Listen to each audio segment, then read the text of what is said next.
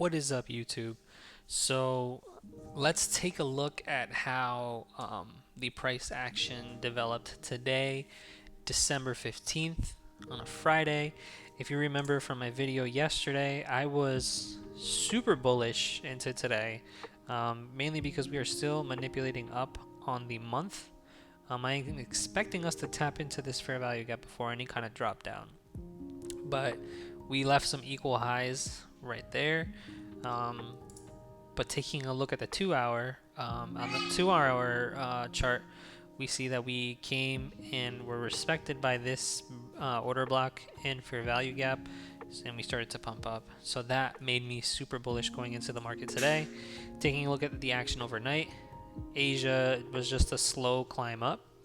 London as well came up, and we see that New York, we tapped in, took out liquidity of London, we took out that low. One more sweep of that created equal lows before tapping into the previous day high.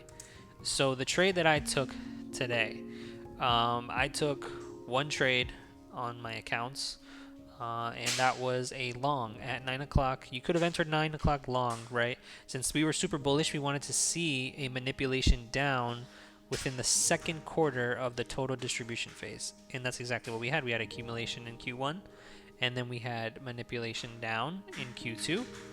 And of course, that came and we saw distribution up and then some continuation up before we had the reversal of the day after lunch. So the trade that I took, I actually took a trade on each of my funded accounts. The first one, I actually went long right here in this manipulation phase, which I should not have done. Right, I was in some pretty hefty drawdown, almost about $1,500. But I was so bullish and held on to my conviction, and we saw that price came back up, got bought back up really easy after taking out these London lows. And then on my other account, my Top Step account, I actually went long at this fair value gap here because we saw that respect of that candle there. I went long here and targeted a little bit above this open here. I was looking for a $500 scalp on both of those accounts. I closed both of them with $500 profit. So you could have taken the long right there because you know that we were gonna be this bullish, so that you had that conviction from the higher time frame. You could have waited for a market structure shift, which we had right there, and then we had a fair value gap created right there. And so you could have entered here, stop below the low, which honestly I don't think you got stopped out. 75675, 757, so off by a tick, right? Almost getting stopped out, targeting previous day high, which was a perfect target. And the reason why you could have held with even more conviction was because we came below midnight open, and because we are bullish, we want to go long under midnight open. So you could have turtle souped this low right there, knowing that we were going to get bought up and go back up.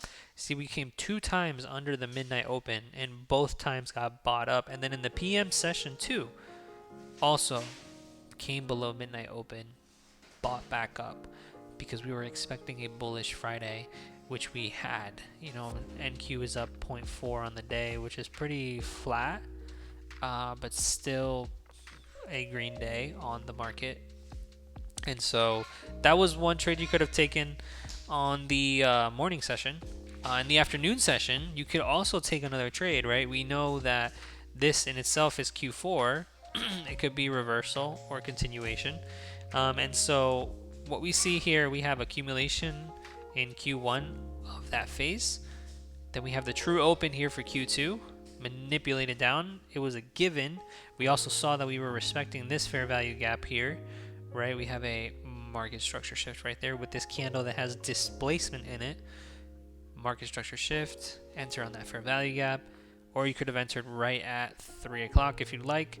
Target this high and any other kind of PDRAs. You could have targeted this high right there of this bearish candle, and that would have been a solid trade. That was definitely, with one contract, that was more than $500 on that contract.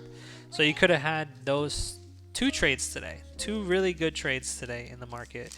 So we'll see now what next week brings, since we are now bearish on the market because of the fact that we accumulated the first month, the first week of the month, manipulated up on the first week of the month, and now we will see what happens. So until next week, guys, hope you have a good weekend.